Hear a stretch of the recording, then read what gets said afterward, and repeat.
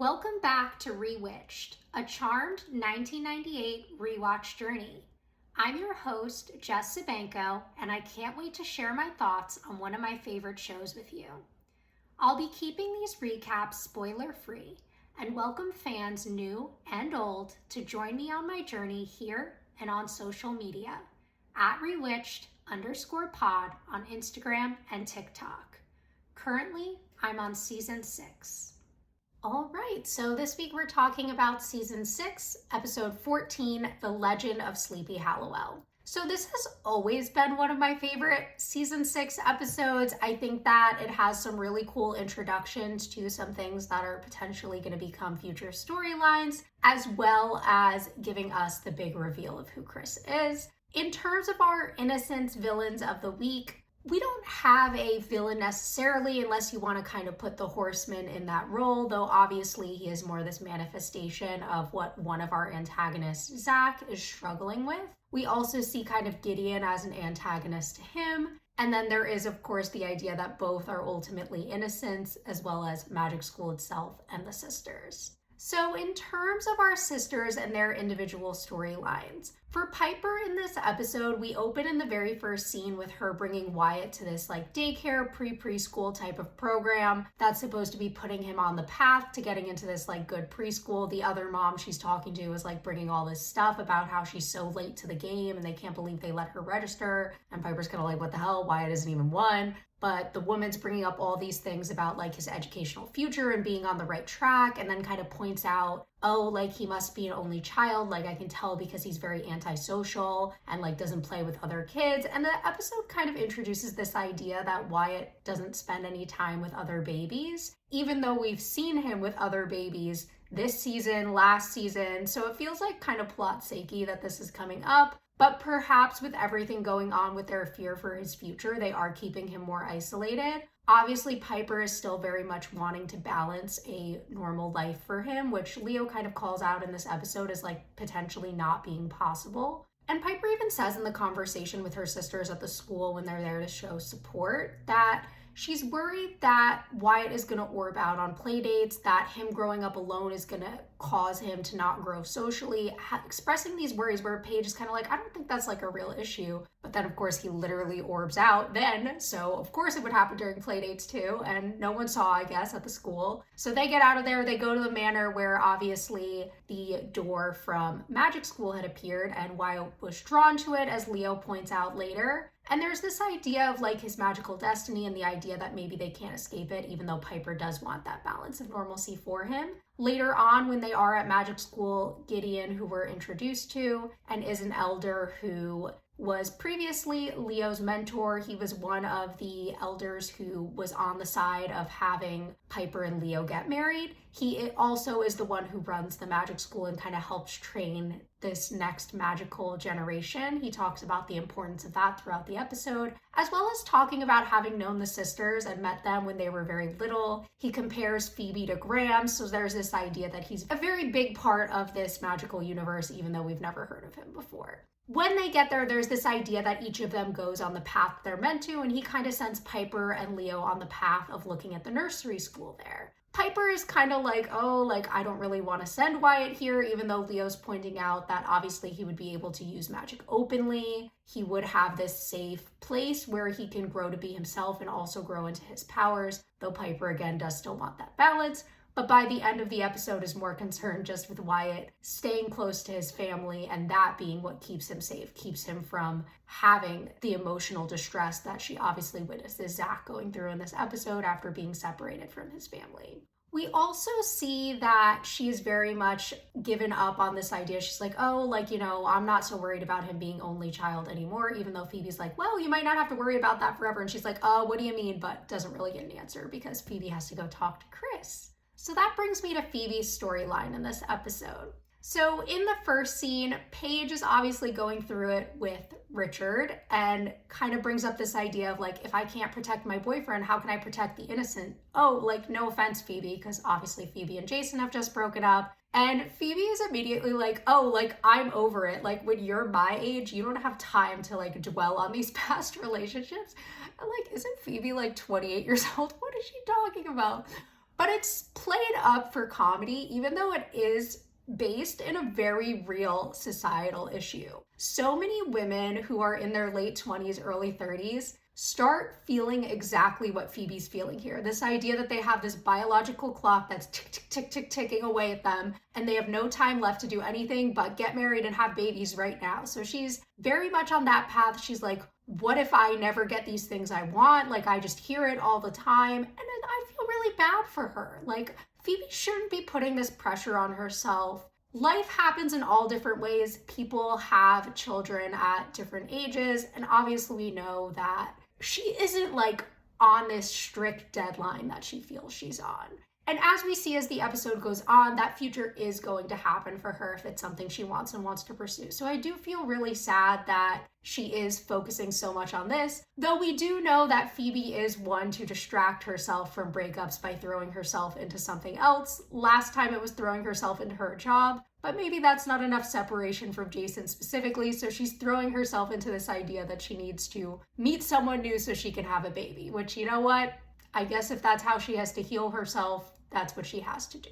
However, we do see that this is also affecting her powers. When they're at magic school, she sees this wolf appear, and she follows it to find this girl. And the girl is a student who is a shaman. Now, I'm not going to get into the potential cultural appropriation issues with this storyline. I don't know enough about it to really comment on it in a meaningful way. I do know that vision quests, similar things, are tied to specific Native American cultures. I don't know how much, if any, research went into this for the show, but I do think that this episode is interesting in the way that it has Phoebe interact with this girl who's very like all-knowing, and I really like her vibe. I wish and hope that we get to see more of her.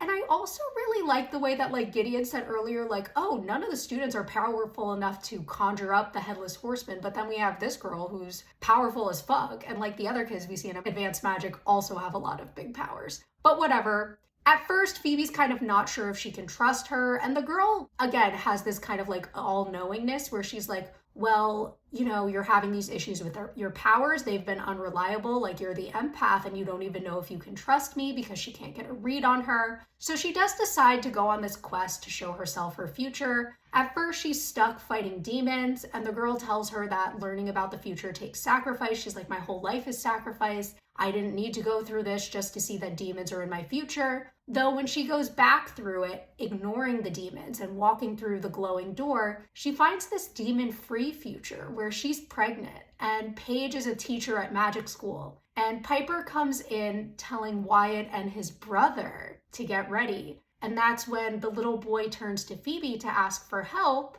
and Chris is there in the real world asking her for help with the sisters. So that's when that connection is made, that the little boy is Chris. He's Wyatt's little brother. And she even directly asks him at the end of the episode, she's like, look, I need to ask you a question. No games, no dancing around it. Like, you just need to tell me the truth. Are you Wyatt's little brother? And he says, only if I can get Piper and Leo back together in time. And that makes me so excited for what's coming up in that storyline, because obviously Chris is kind of the one who broke them up to begin with.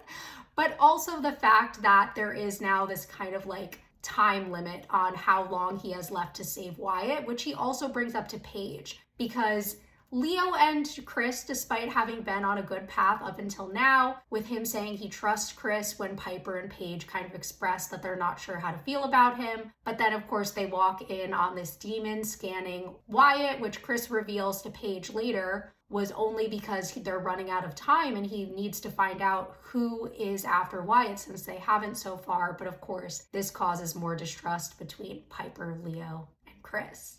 Obviously, Phoebe finding out this piece of information will likely lead to her trusting Chris more, and we'll see how that storyline continues to develop. But definitely really cool to see where Phoebe's future is going and how things will go for her from here. In terms of Paige and her storyline in this episode, so she starts out again, she's been calling Richard, she's trying to figure out what's going on with him. She thinks he's on some kind of magical freakout, and like, don't they live together? But she hasn't seen him in days apparently. And we know from the end of last episode that he for sure is. But Gideon calls her out for this and being like, look, you can't let your focus on what's going on with Richard take away from what you have to do here, from your destiny.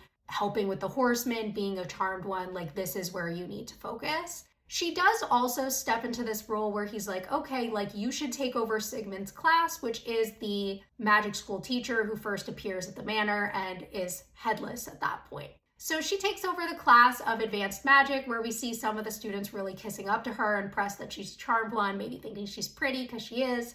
And then they go to the manor, where she's like, it could be any one of them. There's one with a conjuring power, one with a shape-shifting power. But it turns out to be Zachary, the telepath, who was being bullied by the other kids. We see this going on in the episode. And we see Phoebe, after she embraces her power after her journey, she trusts her instincts and picks up on the fact that he's full of sorrow, not anger. However, he did kidnap Piper's head and used her powers to freeze the room, which is, Piper can't freeze witches, so I'm not really sure how that was working since the students are all witches, but plot's sake, whatever, that's what happens. And they realize that they then have to go back to the school to find Piper, though obviously that was a trap that Zachary set up in order to remove all their heads, leave them there so he could go and confront Gideon. And as the sisters are talking, they're kind of bickering, going back and forth, but then they realize that like they don't think Zach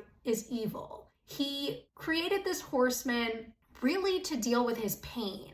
And so once they summon the horseman, they come up with a spell together, again, put their heads together, and they vanquish or get rid of it. And then they go to speak to Zach, who is now there with Gideon. He has a knife to his throat magically and is talking about how he has been ignored by him. He's like, I have been calling out for help. I've been getting into trouble. I've been sneaking out, all of these things, and you're not listening to me. He's like, that was what I was doing. I never meant to hurt anyone. The horseman was only supposed to get rid of the evil. And when it escaped into the real world, it killed a murderer. So it was technically doing what it was supposed to do.